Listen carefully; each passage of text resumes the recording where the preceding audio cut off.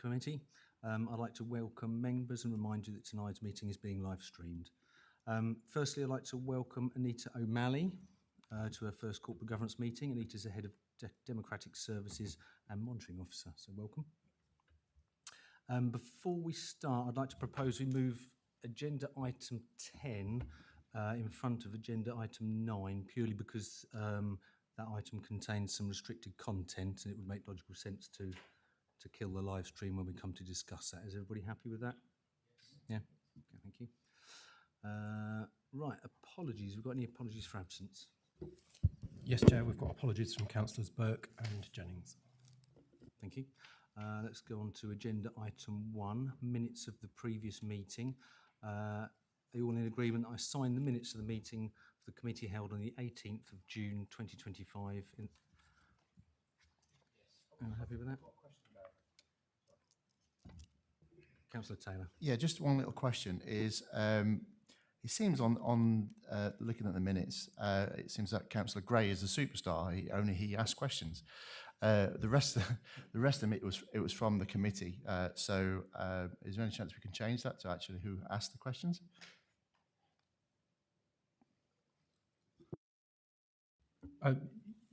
Yes, Chair, absolutely. I mean, the purpose of this item is purely, is it an accurate record? But we take that point. There's a new officer in post, so we'll make sure that there's a consistent approach to our house style in future. Thank you.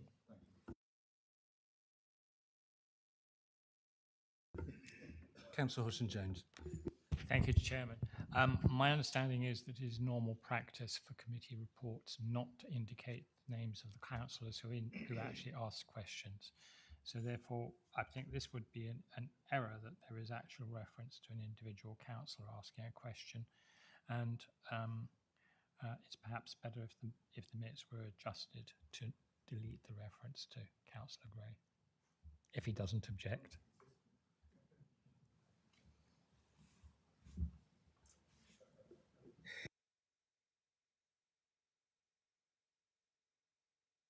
We'll take on board the comments and we'll discuss the house style internally. Thank you. Are we happy for now to sign these minutes as a correct record of the meeting? Thank you.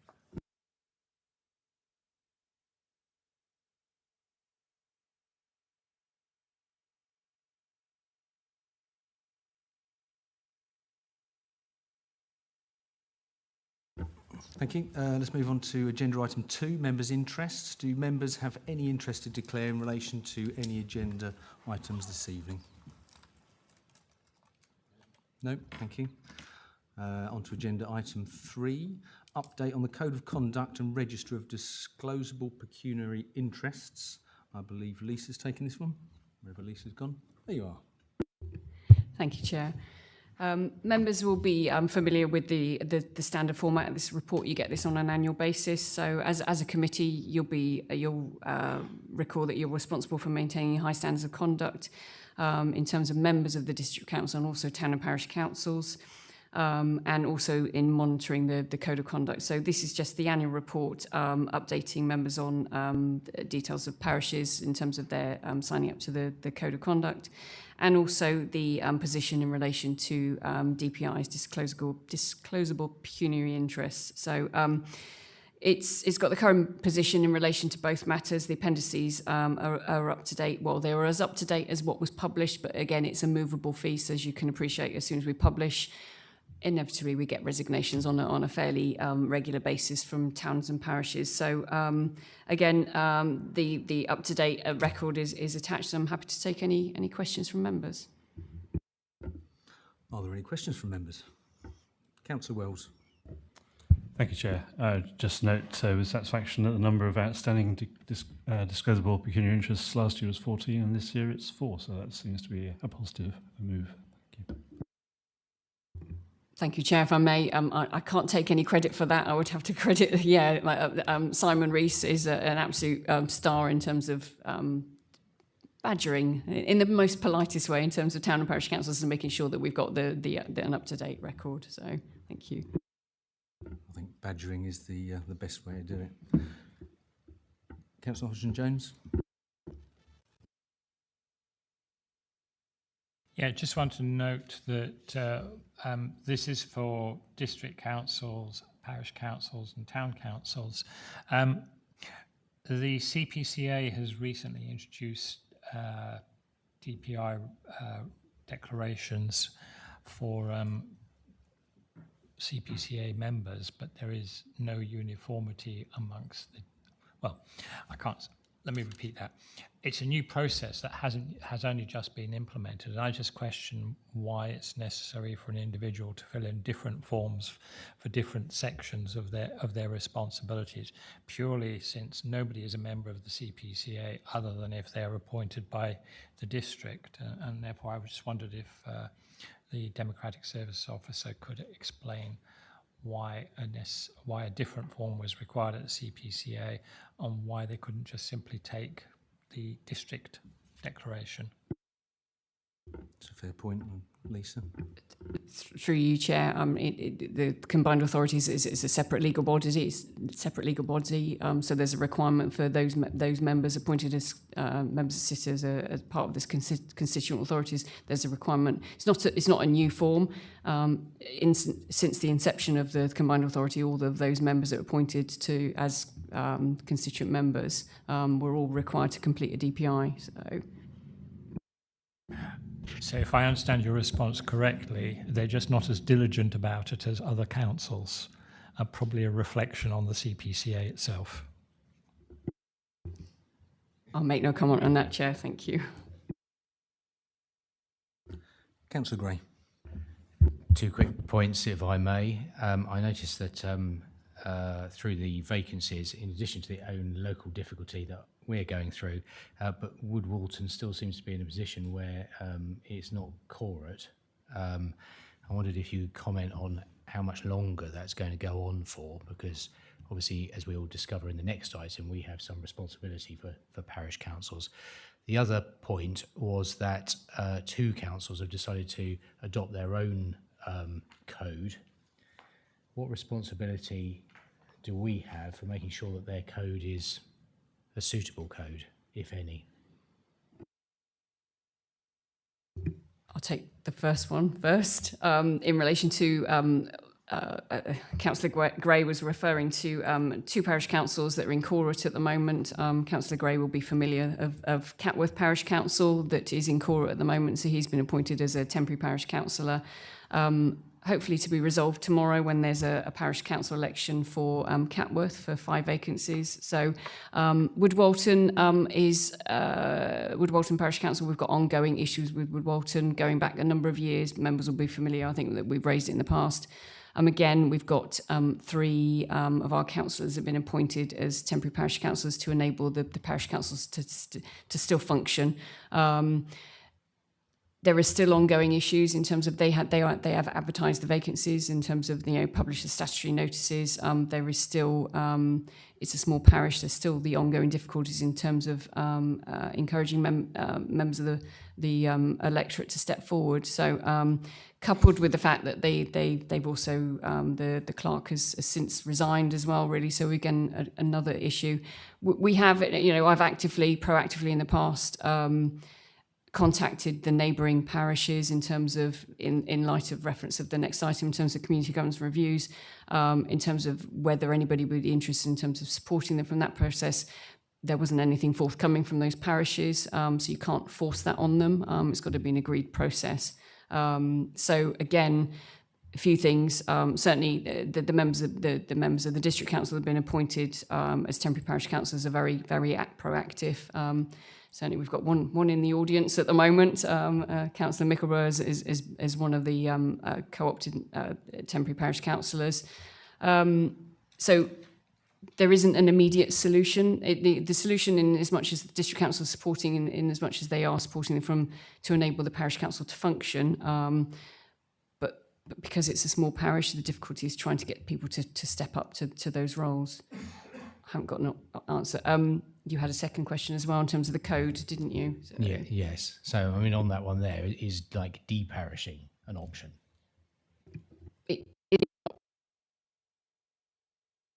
Sorry, through you, Chair. It is an option. It'd be by way of a community governance review again. So it is potentially an option. And obviously in light of what's happening with LGR at the moment as well. Really, it is something that may need to be considered. So yeah, it's a discussion that needs to be had certainly at parish level. And yeah, again, perhaps it may be worth revisiting again with the parish, because we're going back probably pre-COVID now, I think, really, in terms of the last time I had that discussion with the neighbouring parishes. So yeah.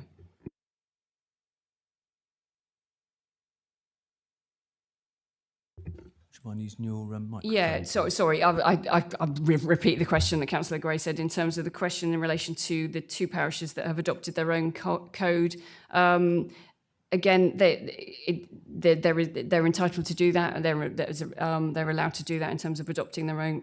They don't have to sign up to the LGA model code or the HCC code. So it's just a requirement for us to ensure that they have signed up and followed all. Yeah, but again, they are their own separate legal entities. So there's requirement for the councillors that sit under that code there to abide by that individual code of conduct. Without labouring the point, do we have any responsibility to make sure that the code that they've adopted is satisfactory for democratic purposes? Through you, Chair, I'm not sure I know the immediate answer to that one. I'm happy to take that one away. So yeah. Yeah, if you could get back to us, that'd be fantastic. Thank you. Councillor Hodgson-Jones. Yeah, just as a follow-up, and I know it's not particularly related to the declarations of interest, but if you look at the table, you see quite a wide variety in the size of parish councils, which in part reflects the size of the individual parishes.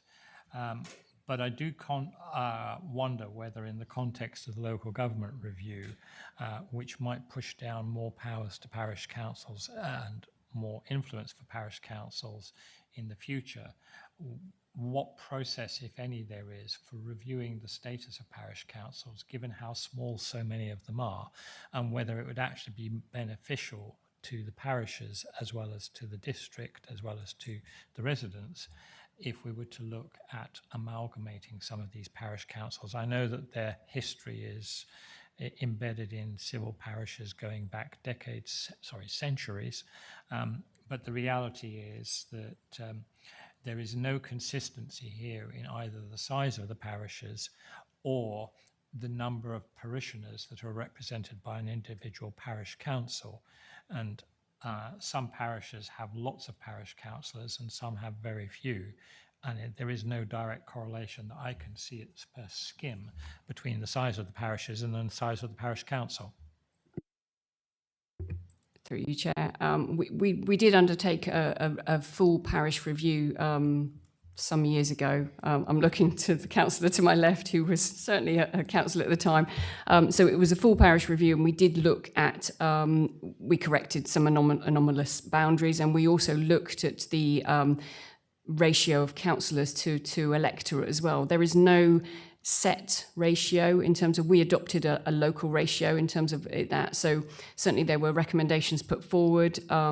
Some were adopted and some were rejected. So we did make some changes as a result of that. But inevitably, parish and as areas have grown. So it is something, it's still feasible to look at, but again, it will be, it is something that will be done by way of a community governance review. So again, you'd have to do that in conjunction with obviously the support of the parishes. And I think picking up on your point of amalgamating grouping parishes, it's certainly,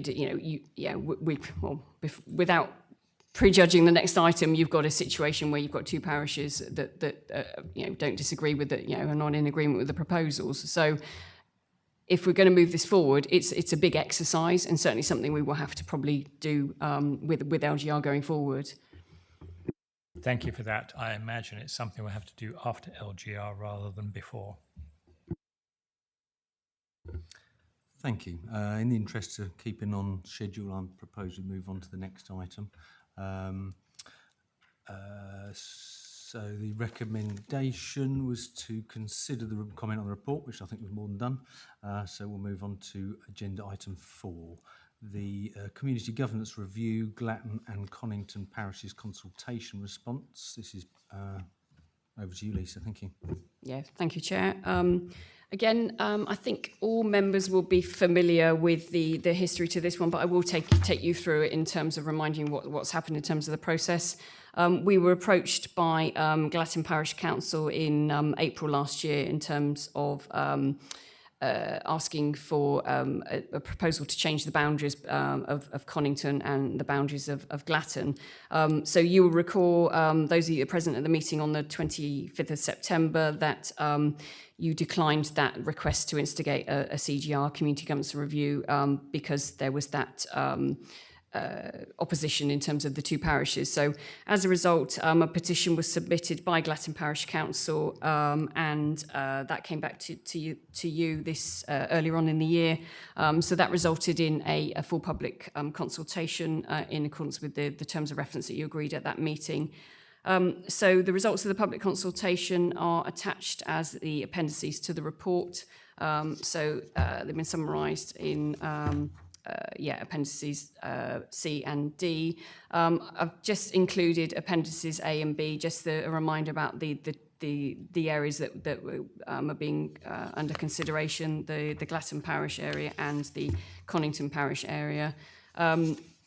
In those two areas, again, just to remind you members, you've got in the Glatton Parish to the right of the A1, I think you've got one property with electors affected, and similarly in the Conington one, you've got one property with electors in as well. So in terms of the process, obviously the conclusion, you've got a summary of the results, and if I can just draw your attention to 3.2, paragraph 3.2, the consultation, it was open for 8 weeks. We had 82 responses in total, and a split of 53 for and 29 against the proposal to amend the boundaries. So they've been anonymised, they're summarised in the appendices as I've already. So in terms of making that final decision, just need to be mindful of the background and the rules for undertaking community governance review.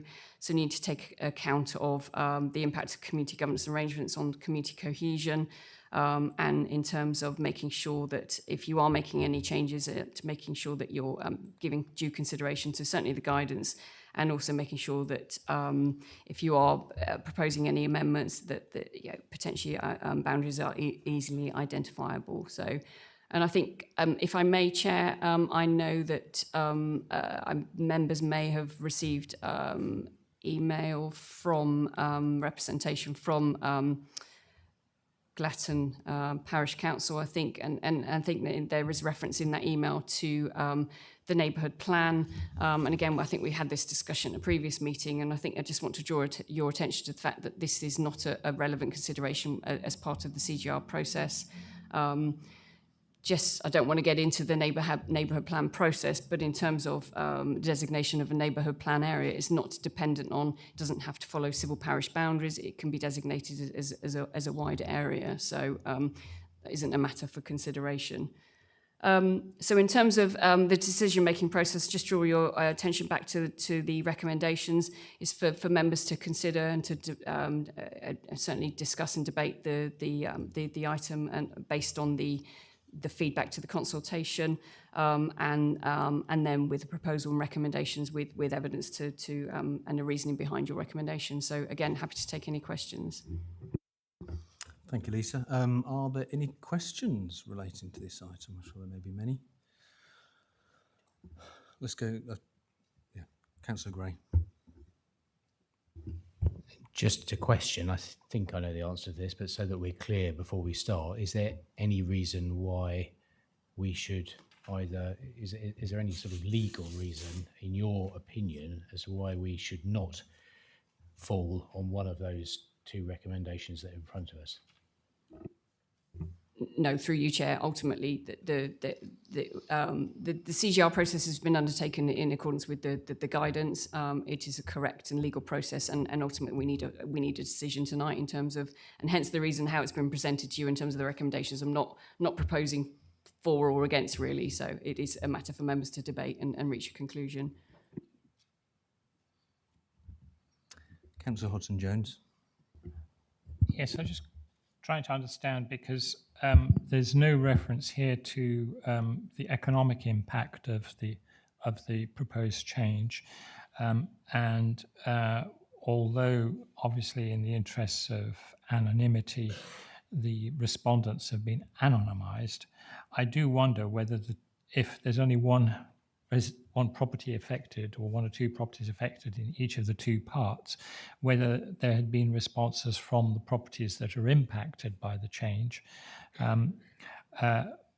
Because otherwise it strikes me that the change proposed is a rational change, and therefore I would support the change in principle because I'm all in favour of making things rational, and apropos my comment on the earlier item, very small parish councils aren't very effective in my opinion. But secondly, if there are economic considerations, particularly in terms of future development and SIL, whether that is a factor that we need to take into consideration when looking at whether or not to go ahead with any changes or otherwise. Through you, Chair, I don't have the information to hand in terms of whether those properties affected have actually responded to the consultation. Just picking up on your point about SIL, community infrastructure levy, again, it's not a matter for consideration in terms of, you have to be mindful of the guidance for CGR. So yeah, certainly not SIL wouldn't be a factor to consider. Thank you. Can I just clarify something for members? And I'm assuming that the cost implication to HDC is irrelevant in this discussion. Thank you. Yes. Councillor Wells. Sorry, through just to confirm that, and we've got a statutory responsibility. We've got if we have the appropriate representation to undertake a CGR, and obviously seeing it through to the final process, ultimately result in a reorganisation order that would be for council to approve. So it is a legal responsibility for us to do that. Thank you. Councillor Wells.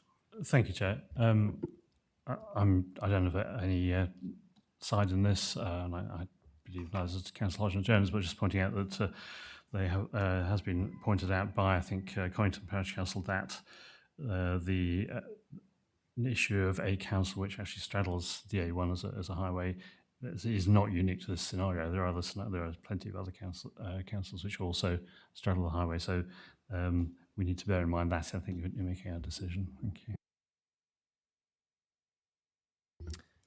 I would like to raise a question.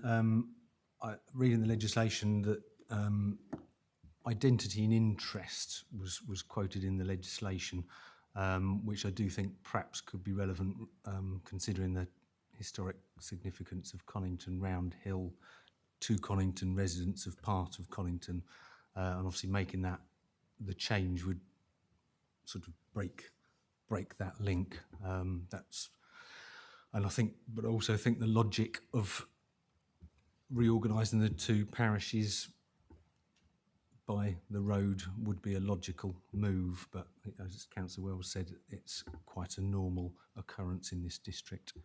And that's my comments. Has anybody else got any comments? Councillor Taylor. Thank you. Lisa, do you know how many actual residents, voters there are in the two parishes? Anticipated I might be asked that question as well, so I ran the report before the meeting. So in Conington there are 177 electors, and in Glatton there are 225.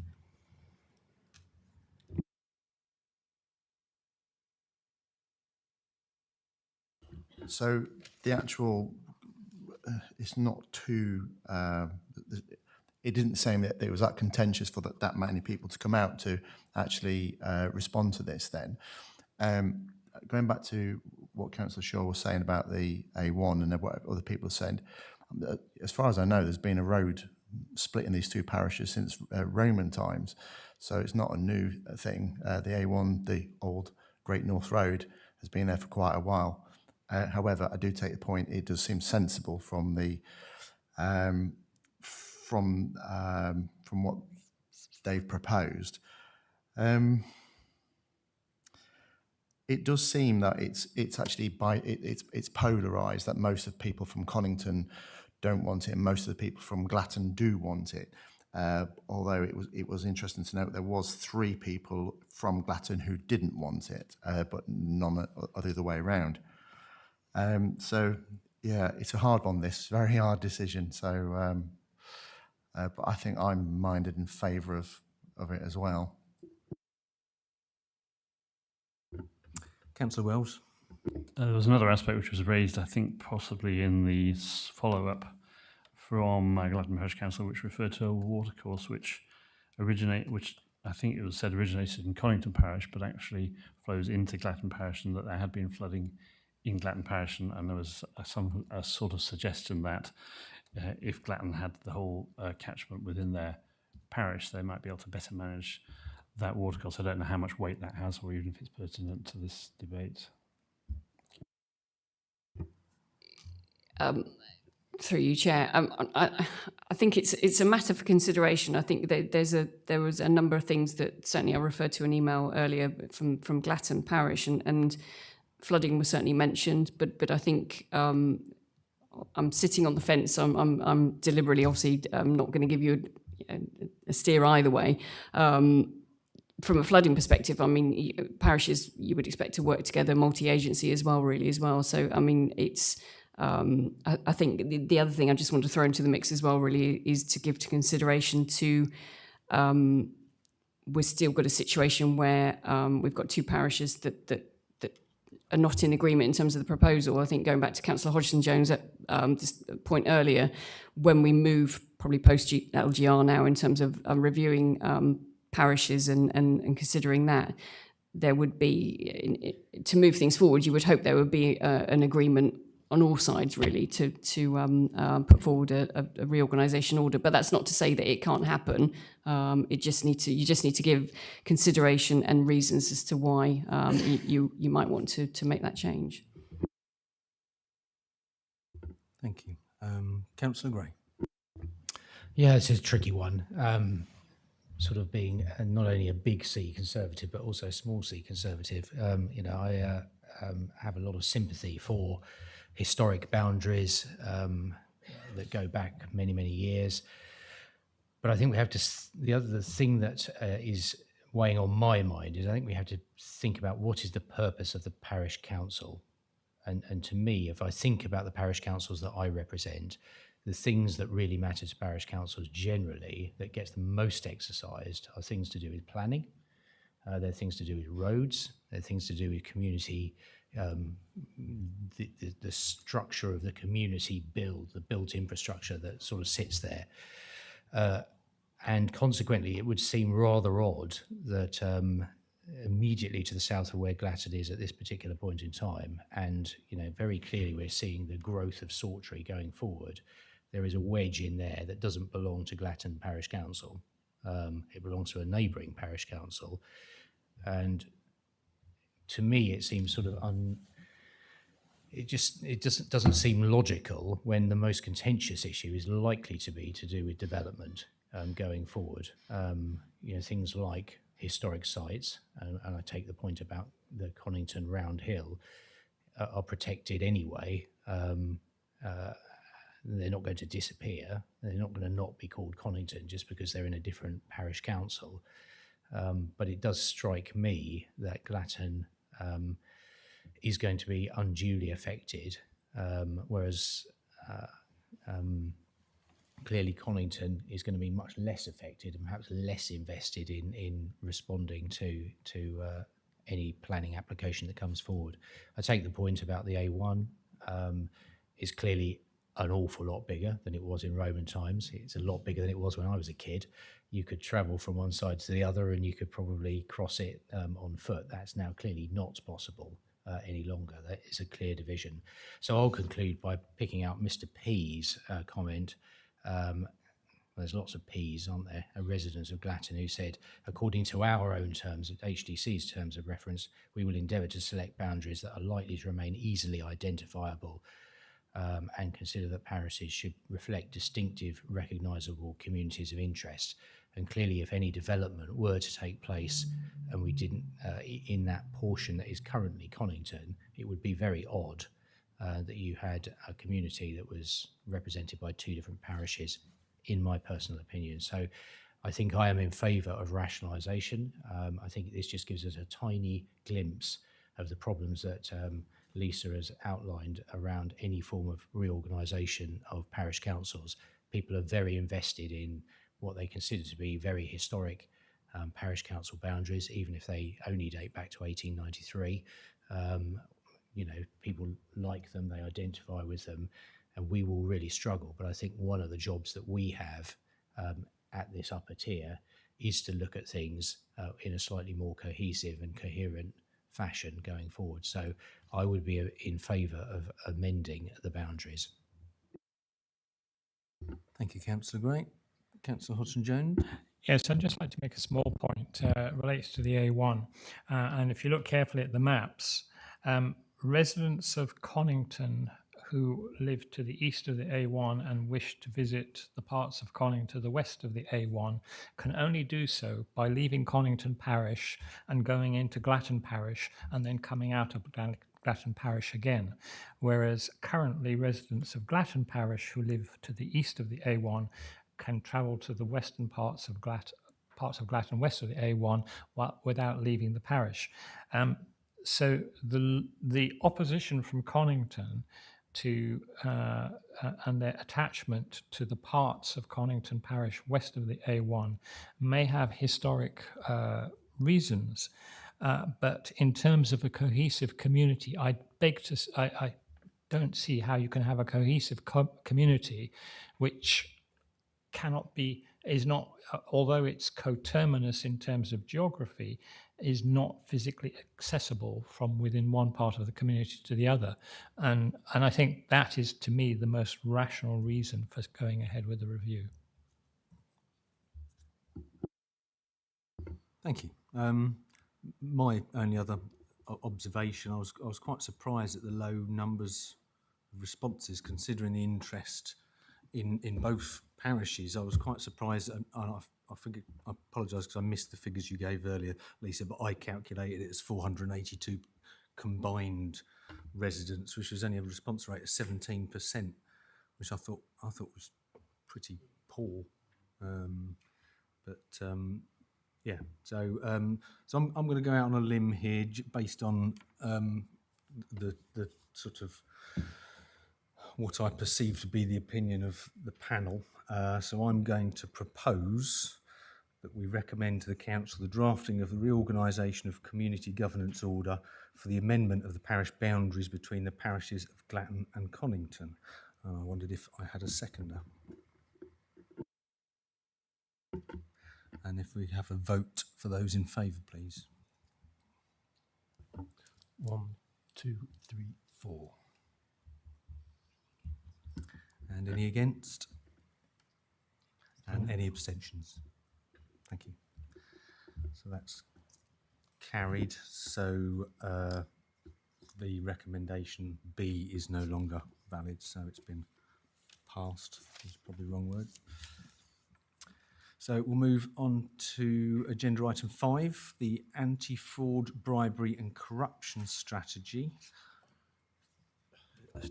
Chair, should I make a comment about the appendices attached to this in the next item? So apologies for this. We somehow managed to transpose the two appendices so that the appendix to item 6 should come under item 5, and then the policy statement under item 5 should come under item 6, followed by the press release. So I hope that's clear. So apologies for that. Thank you. So we're going to pass to Katie at the back there for this item. Thank you, Chair. This report introduces a revised anti-fraud, bribery and corruption strategy. Now, the response to the threat posed by these requires a whole organisation approach, and the strategy looks to set the tone for the organisation. You'll see that the Chief Executive has provided a statement at the front of the strategy setting out the importance of a strong and effective anti-fraud culture and good governance. And the strategy also sets out roles and responsibilities of all officers and managers within the organisation. The strategy has been refreshed in response to recent changes in best practice and new legislation that's due to come in force from September this year. The failure to prevent fraud offence is intended to hold large organisations to account where they benefit or are intended to benefit from fraud.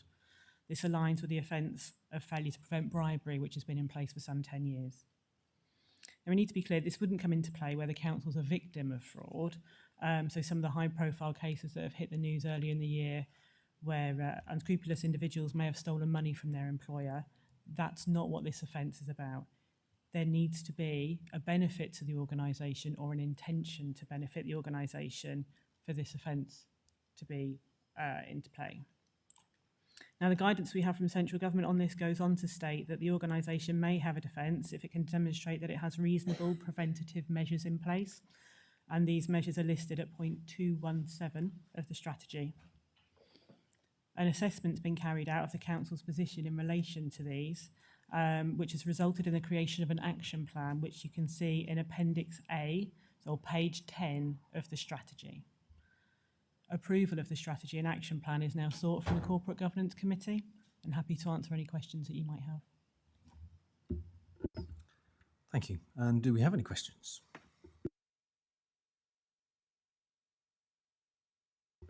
Councillor Taylor. I've read through this quite a lot of interest, and I wrote loads of notes until right down to 5.1, where we talked about e-learning for new members of staff and also renewals every year. How do you keep an idea of compliance on that?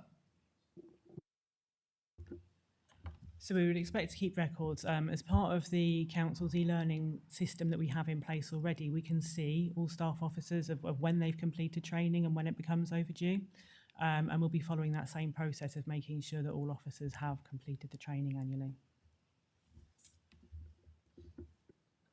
Councillor Taylor again. Should this training be brought out to councillors as well, as we're members of this council as well? Absolutely, we can do. There is also a member briefing on fraud on the 5th of August. So it's part of the ongoing kind of member briefing session. So please do sign up for more information.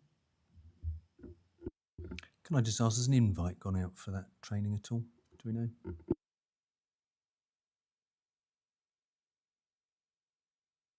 Apologies, yes.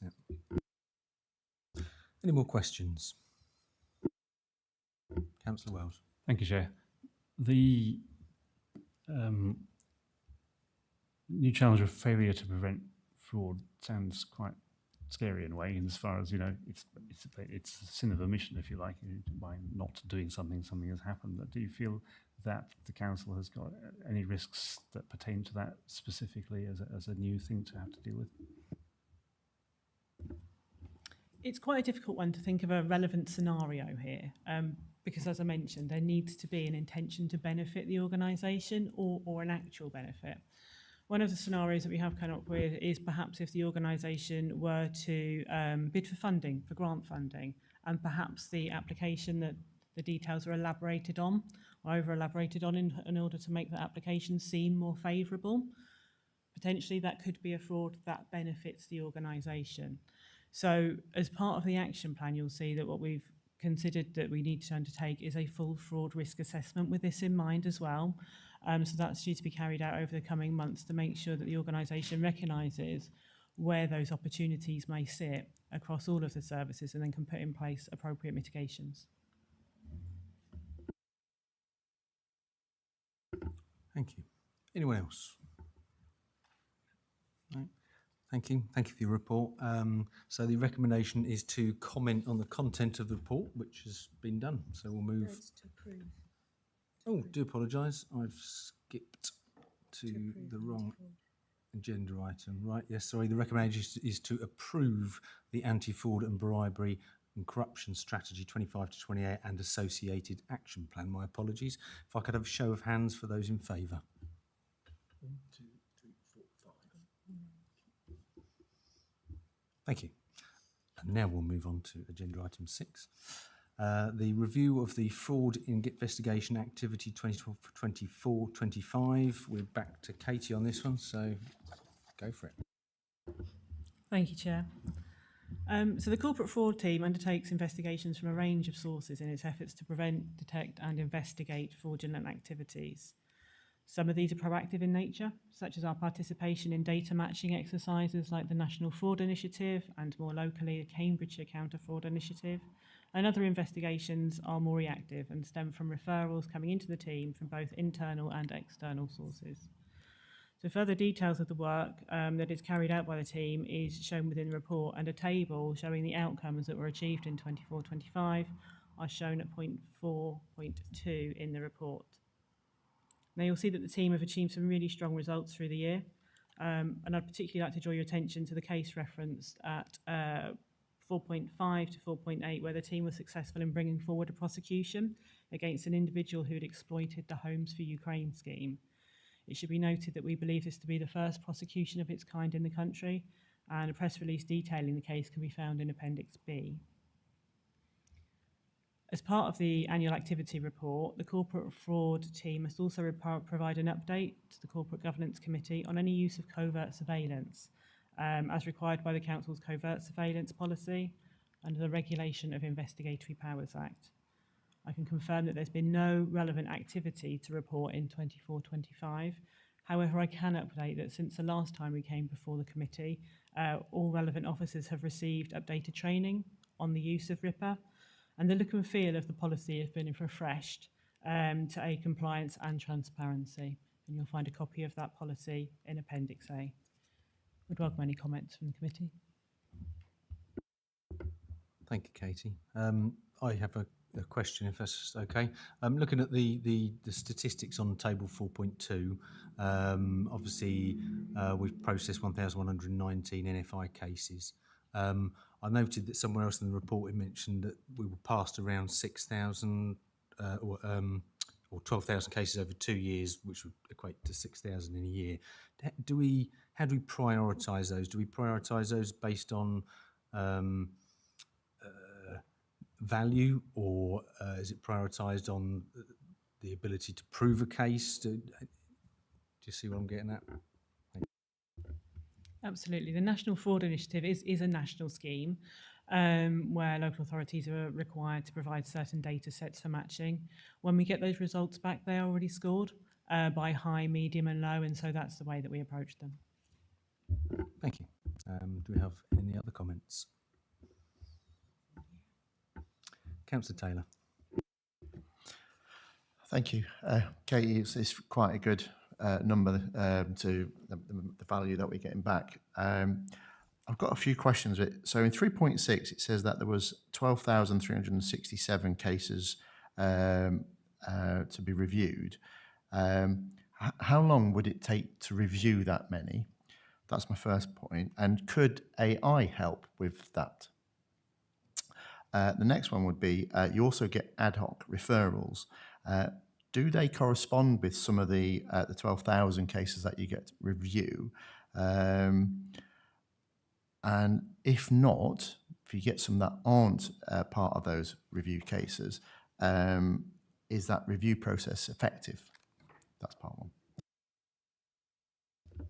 Thank you. I might have to come back for you for clarification on the second question, but certainly the first question. It can take some time. It depends on the nature of the queries that we're getting through those matches. Some of them will be cases where actually there's just a timing issue between data sets, and by the time we get to look at them, we can see that actually there is nothing to investigate. Others will require a more in-depth investigation, a bit more fact-finding and pulling together evidence. So it's how long is a piece of string, really, in terms of that one. They are dealt with in priority order, and there are a high volume, but this is a biannual exercise. So there isn't an expectation that as soon as those matches land, that, you know, we've turned them around in a month. There is always that recognition that it does take some time to work through them. Would you please remind me of your second question? Well, the second part of it was, would AI help? In this particular instance, I'm not sure that it would. The information that we get back will identify that there's been a match between data sets, but not necessarily what that match is, and it requires a human to go through and look at that. there may be room broader for AI in data matching outside of that NFI framework. That's something that could be explored, but this is a particular scheme from the Cabinet Office and how it should be conducted.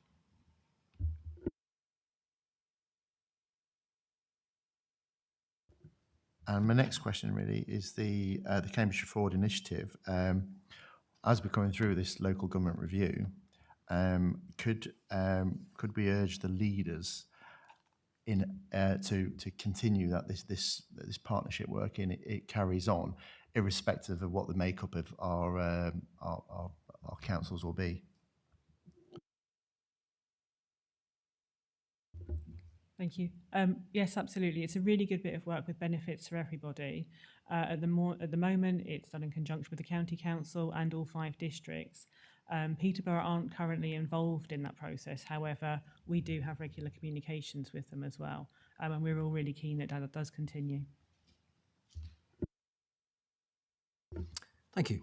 Councillor Gray, I believe, was next. Thank you for a very good. Really enjoyed reading. Just one question on the table on 4.2, housing and tenancy fraud, 5 cases. Could you just comment on 5 cases? Because it strikes me that there might be more than 5 out there. You know, how can you kind of find your way around that labyrinth of that particular benefit? And of the 5, we managed to recover nothing back, which again, I think people who are waiting for a council house or a socially rented house and unable to get into one because at least 5 people were doing something that they shouldn't do, might feel a little aggrieved that we got precisely nothing back at the end of it. But it could be that there are extenuating reasons as to why the answer is nothing. Thank you. So obviously the council does not own its own council stock for housing, and so this is work that we carry out in conjunction with local housing associations where we provide that service for them. As such, we do get some referrals through to us, but we're reliant on those housing associations coming forward and seeking our support for those investigations. Now, the 5 cases there, what we haven't done is put a value against those specifically because we don't own the stock. However, it mentions in 4.3 there is a methodology sort of nationally used and suggested for tenancy fraud, and that is to assume a value of around £42,000 per property, as would be the overall savings derived for every partner. But it's a bit more complicated because it's not our stock. Councillor Hodgson-Jones. Thank you. It's a good and clean report, but I am surprised at the very low number of cases involved and the low values involved. And to put that in context, perhaps you could consider how many residents receive benefits. Certainly at Darnside more than 12, and how many and the total value of benefits processed. The reason I ask this is because I don't see anything here that gives us a context for the number of potential cases out there, and the reality is that nationally fraud is estimated to run into billions, not millions, and certainly not hundreds of thousands. The situation in other councils, and I've seen figures for other councils, show much higher levels of cases investigated, frauds identified, and amounts recovered, and active management of the amounts recovered through prosecutions and identification of fraud.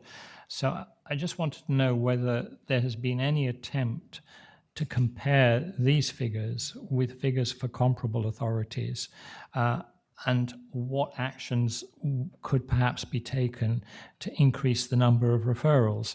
Because if you only measure yourself in terms of how you deal with the cases referred to you, but you don't actually do anything to proactively encourage people to report fraud, you may not even be scratching the tip of the iceberg. Thank you. So the table shows the cases proven rather than, cases proven rather than those totally investigated. I would say those for benefit fraud, the council doesn't have the responsibility for investigating benefit fraud, and that falls under the responsibility of the Department of Work and Pensions. What we do is support them with joint working with their cases, but actually we don't have a lot of remit there to be able to push through the speed of those or the number of investigations.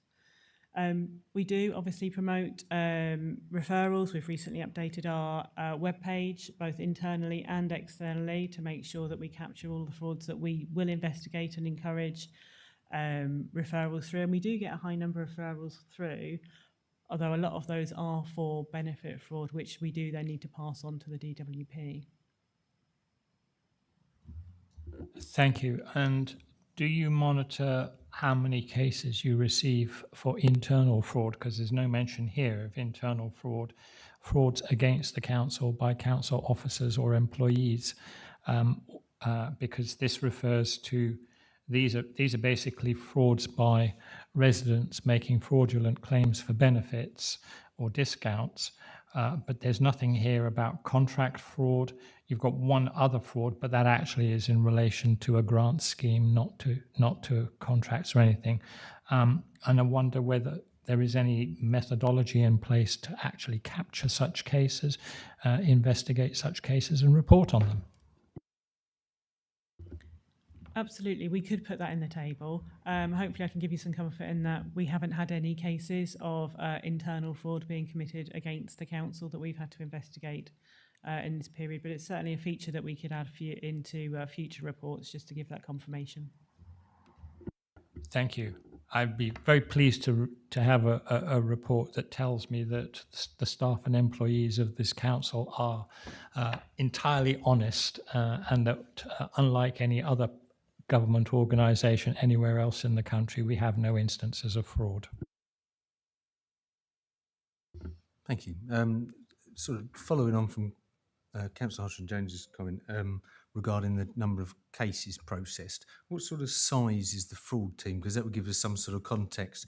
1,100 cases in a year, it's 100 a month, that's a fair amount, but if you've got 100 members of staff, that's a poor show. But what sort of size is the fraud team? So we have Paul Bicknell, our corporate fraud manager. We have one investigation officer and one data analysis officer. We do have one further member of staff who is solely focused on the Cambridgeshire Fraud Initiative because that post is funded by the County Council. So it's a small team. So yeah, it should show some comfort. Actually, there's really good results achieved by that team. That's a good workload. So well done, and a good result. £300,000 saved for a small team of what's that, 4? Sorry, yeah, well done. Is there any more comments? No. So the recommendation is to comment on the content of this report again, which we've done. So we will move on to agenda item 7, which is the Internal Audit Actions Update Report, which is going to be done by Suzanne. Thank you, Chair. I have set out for you here the position with the open actions with regard to internal audits. At 1.3, there are 4 actions that have been redated from the original target date, so they've been actively decided upon. The first one, it was where there was a recommendation to make sure there was a centralised single full training record rather than individual ones, and the Transport Manager assures me that that is actively in progress and he will complete that over the summer months. They first of all made sure that all the training records were there, and now they're doing the amalgamation. Hence, he has said he will manage to more than meet the 30th of September. The next 2 relate to Code of Procurement, and now that Anita has joined us, I've actually given her my comments on the first copy of the revised Code of Procurement that the procurement manager, the interim procurement manager, has put together, and we will be reviewing those with a view to bringing them to the relevant body to make sure that they then can be adopted. And equally, we've been looking further at making sure we have a process for the contract review. We've now got the pipeline, the contract register, and we're now looking to develop a toolkit for managers that will be rolled out via the intranet, and then to look to have them reporting to the internal officer board, to then that will be picked up by audit to be able to demonstrate that we've actually been doing that. And the final one related to key financial controls, and the team have been regularly raising this with our supplier to do with the technical issue on the reconciliation of debtors. I've already made one escalation, and I will be making a further one should we not receive a suitable response. Internally, we've done all that we can. We're in the hands of the supplier to provide us with some guidance. So that's the reason why those 4 have been redated. The remaining ones I've set out there in the table, which I didn't make sure added up this time, showing which audit they relate to, and none of those are yet actually due or overdue, and those are all listed out with a little more detail in the appendix with their key as to high, medium and low, and I'm happy to take any questions. Thank you. Do we have any questions? Councillor Gray. Just one small comment. On the appendix with all of the items listed out there, I noticed on the report the audit has a title and there's an action summary, and I think that it would be really helpful if the action title somehow captured the action summary, because we've just got lots of things that say home and hybrid working internal audit, and it is clearly 2425-3. It doesn't come alive to you in terms of that. So I think it's fantastic that it's here, because what it demonstrates to me is this is on a system. You've got this off a system. There is a system in place that's being followed through that clearly puts it there. Because we can't interactively get into it, I think it'd just be great if we could have the summary of what the item is in future, if that's possible. Thank you. Through you, Chair, we have been actually learning to use the system more. As you'll see, I've managed to achieve some more things with it. We actually were looking at what we put into those actions, because if we individually number them, it does make doing the pivot table somewhat complicated, but I achieved it. So we're refining how we do that. And I think I reported to you last time that RSM, who provide the system, the team had been and given us some coaching and looking at the system. It may be that actually it's what we put into the system to enable us to report on. So your point is well made. Hopefully I'm trying to demonstrate that we are trying to elaborate more for you. Clearly, some of those actions, particularly with relation to the Cyber Essentials report, we need to be judicious what we put in the public domain for obvious reasons. But you have mine and Anita's assurance we will look further to how we can continue to refine these reports. So please consider it a work in progress and on our to-do list. Councillor Hodgson-Jones. Thank you, Chairman. Suzanne, I suggest that this table is very helpful in as much as it sets out the high-level overview of what it is. Not to make too much work for you, perhaps we could start by having an appendix that actually gives more detail to the high-risk actions, but that appendix be considered by this committee in part 2. I think through you, Chair, and elaborating on what I said to Councillor Gray, we're happy to take that away. There may be some actions that are high risk that we may need to consider in part 2, but I think as officers we'd always want to be as open and transparent as we can. Therefore, if it's possible that information could be in the public domain because they're fairly straightforward, such as the one as we're maintaining a training record. So, as I say, Anita and I will be looking further into how we can enhance this further and consider how much we can provide in public and how much we may have to restrict, which we would like to keep to the minimum. And please take on board my comment about, rather than making this table more complicated, the detailed description of what the tasks are could be put into an appendix, which will then, because if you put all of the detail in, this appendix will then become about 10, 15 pages instead of one, and it becomes less useful.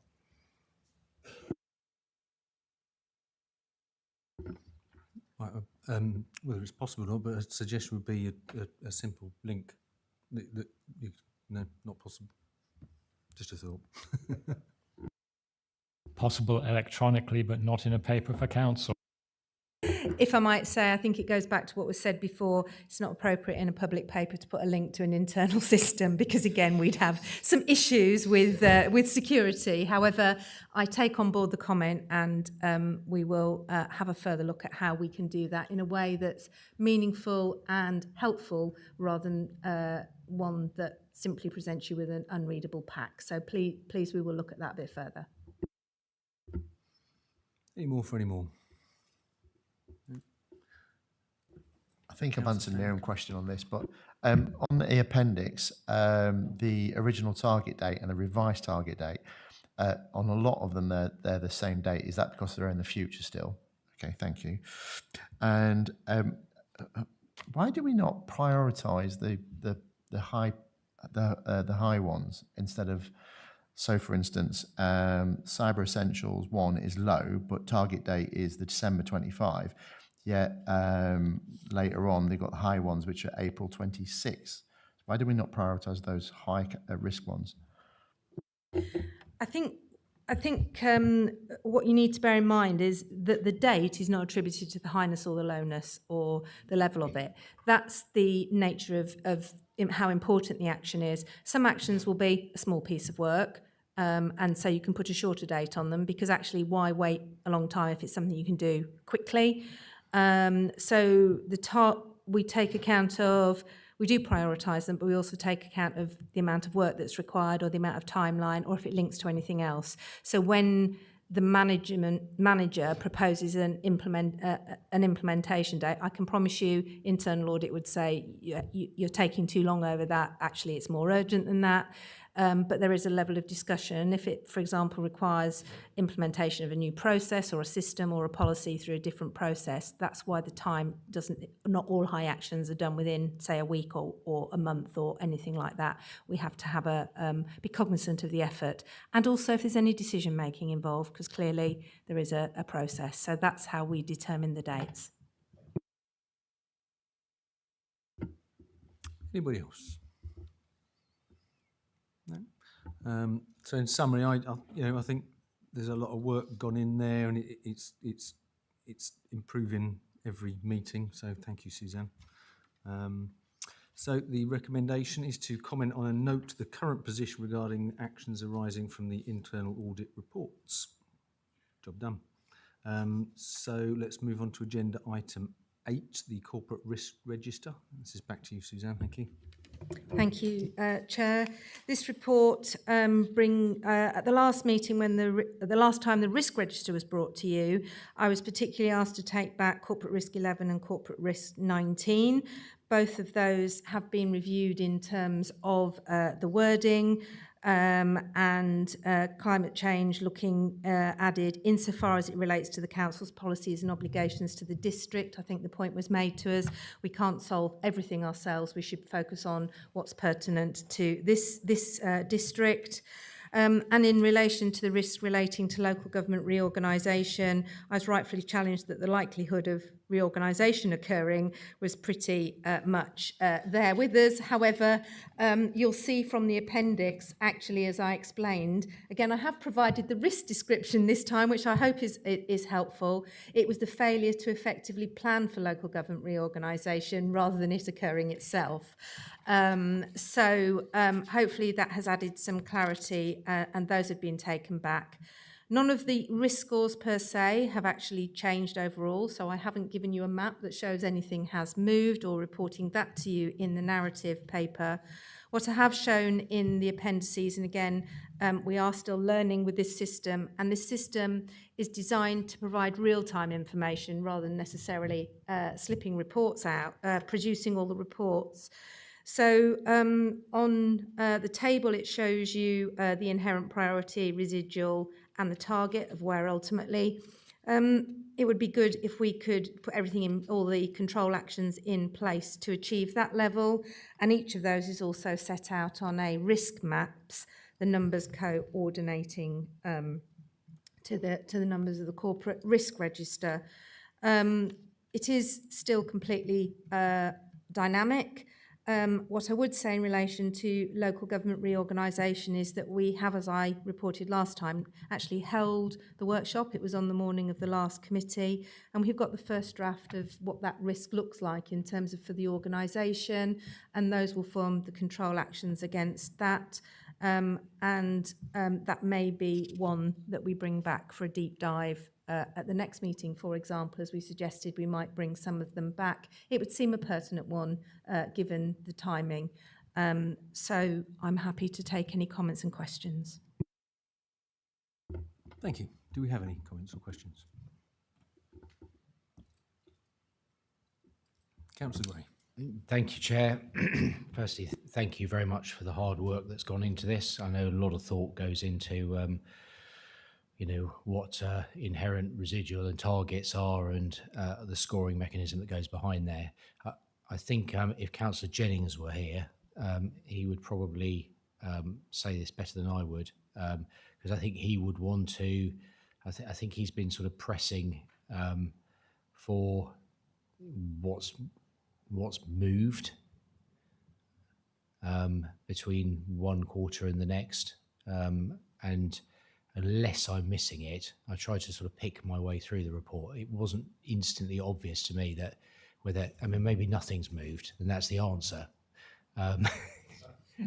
Councillor, through you, Chair, Councillor Gray, I think perhaps I skipped over that in what I was actually saying. I did actually say that none of the scores, despite the fact we've been adding, no, it's no problem at all, that despite the fact that we were working on control actions and looking at the controls and whatever, none of the actual scores had changed, hence I hadn't set out for you any changes.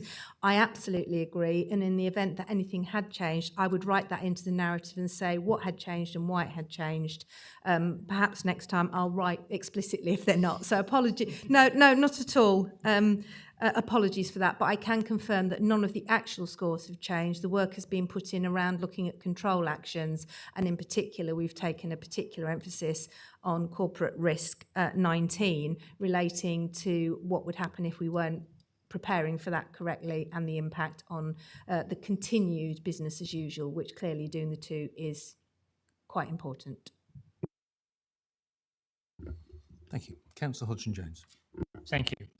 Suzanne, minor typographical matter. The headings for the residual heat map and target heat map are in the wrong place, so I was a little confused. But we are getting there. We're making significant progress, and when we come to do our deep dives, we'll have more details in the appendix. With regard to corporate risk 19, thank you for the clarification that it's failure to plan. I think because of the nature of that risk, it's going to be dynamic over the coming year, and it's going to change and maybe split into several different risks. I think once we're comfortable that planning is taking place, I think that definition of a risk of failure to plan effectively can go away and in fact be replaced by the individual risks that are identified as part of the process, which will be a lot more helpful to us than being reassured that we are planning, but we don't know what we're planning. Through you, in fact, that was the conversation that we had in the risk workshop that we held, that actually that's the starter. We then need to look at that. There will be some of those risks within the risk register for local government reorganisation that actually may need to escalate to corporate risk. There'll be some that will actually stay at service level. So that is what we're working through at the moment. We've had some of the outputs from that, and we're having a further workshop. I think it's in a couple of weeks' time. So officers came to that conclusion as well, Councillor. So hopefully you will see that. You're absolutely right. It is dynamic, and we do want to bring you information to demonstrate that we're dealing with that in a dynamic fashion. Thank you very much for that.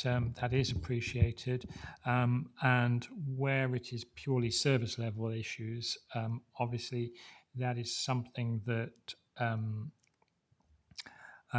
there's a limit to what officers can do to prepare for that and plan for it. But once we have clarity on what the new structure is going to be and therefore which other authorities we're going to be merged with, that will impact some of the service levels.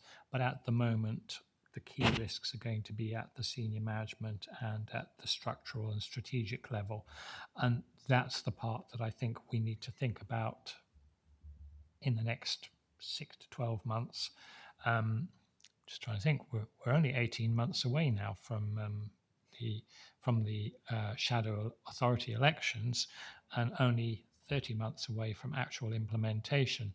So I would imagine that in about 12 months' time, when we know what the structures are going to be, is when we're going to start picking up some of the operational risks on transition. And of course, those will be risks for the shadow authority almost as much, no, even more than the risks for this authority.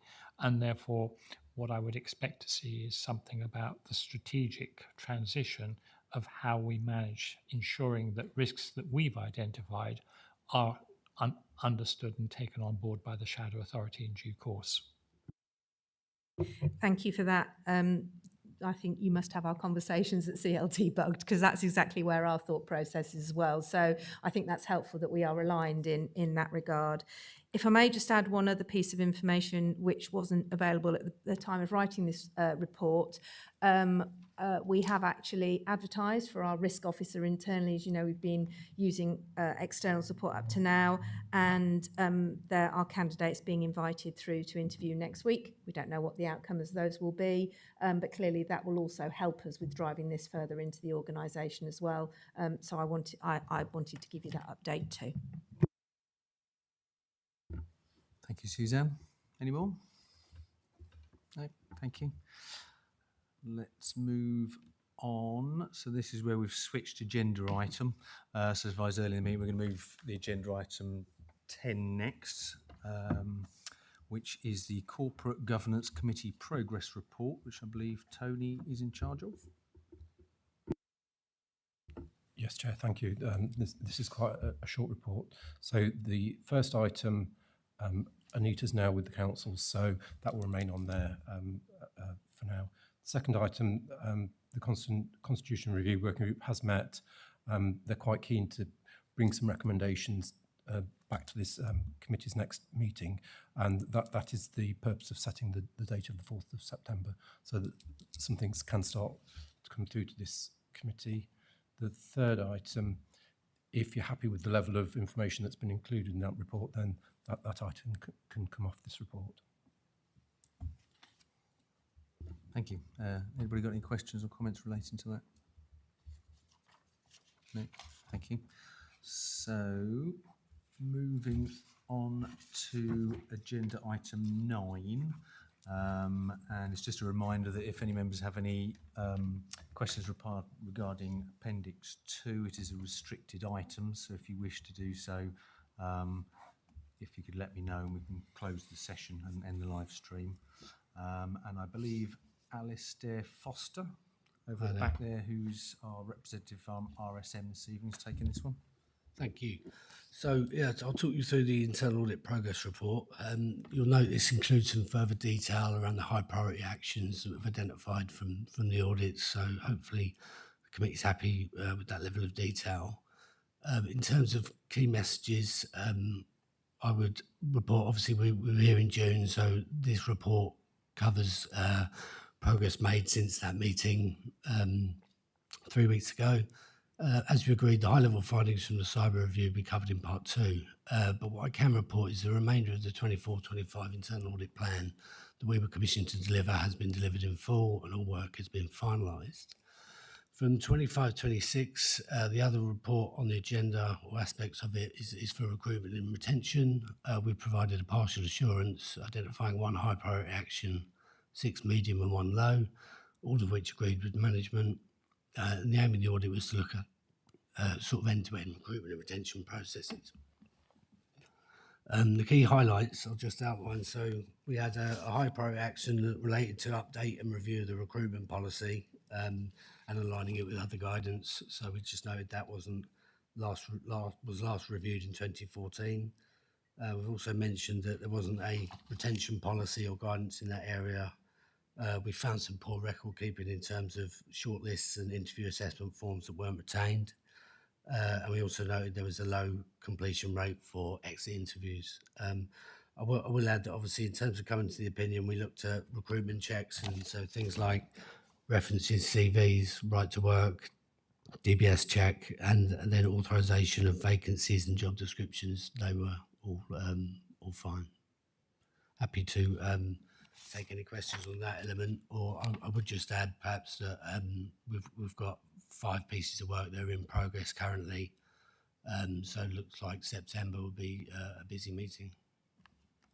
Thank you. I believe Suzanne's got a comment to make. If I might say, in regard to that high priority action around that policy, that's actually on the Employment Committee's agenda, and they meet the week after next. So that's to give you some assurance that actually Asda's not just saying that, and we're not just saying that, it actually the report is being prepared at the moment and will be published next week. Do we have any questions? I have one question. If I have one question. So page 103 under final reports, which I'm hoping is still under agenda item 1. At the bottom it's got the extract of executive summary, policies, procedures. At the bottom it's got responsible owner, naming Sam Sanderson as the responsible person, and then a date, but it doesn't stipulate what that date is. Is that a completion date? Yes, there is a completion date. And I think what we've agreed is we'll just use job titles in future reports. Okay, thank you. Just a suggestion, perhaps it could be worded as a completion date, just for clarity for the committee, perhaps. That sounds fine. Thank you. Councillor Taylor. Thank you. Very well done. I like this report as well. Recruitment and selection policy review, it was, as it said there, it was significantly out of date from 2014, so well done catching it. Do policies within the council not have like at the top a review date of when they're supposed to be reviewed? Through you, Chair, if I may. Yes, some of the work that the HR manager is doing is actually to make sure that we've got a regular throughput of those and that are dated.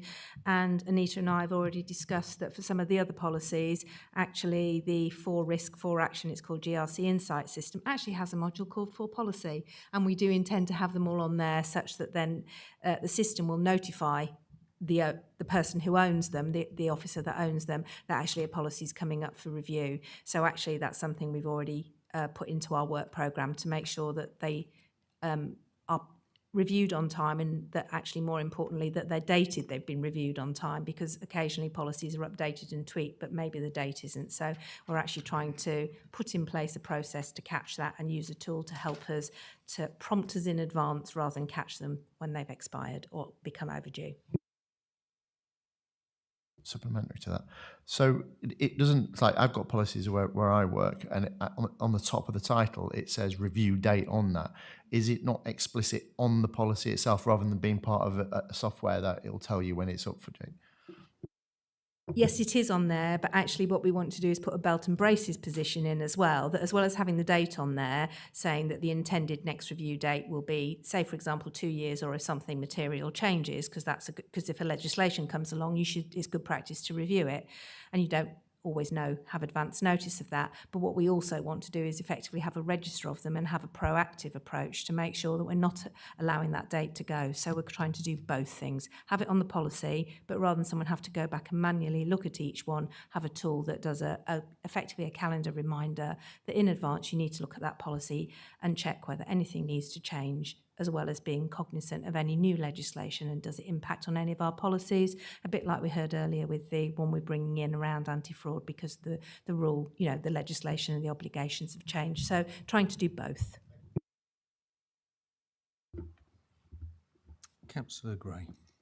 Not a question from me, simply a comment, which is it's very pleasing to see that just 3 weeks after we last met, more action has taken place and activity's been there, and there's things to update, because that wouldn't have been the position. And I think, you know, we've come an awful long way from a sort of rather calamitous position we were in about a year ago. And I'd like to commend the officers for the hard work that has clearly gone into this, as well as obviously the contribution from RSM.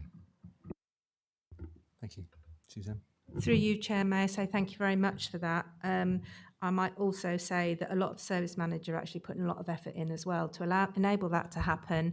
And I think Alistair will bear me out that we held a familiarisation session a week ago Monday, invited officers along to understand the approach, what was happening, outline the audit plan, what to expect in an audit as well. So trying to encourage people to participate actively, and that was very well attended. I think we had about 40 people on that call. So that again is a testament, I think, to the way in which RSM have approached with us. So thank you very much for your comments. They are much appreciated. Yeah, I would agree with that. We get very good engagement from head of service and from members of CLT, etc. You know, over the last few months since I've been involved. So that's good. It's good to hear. Anybody else for any questions?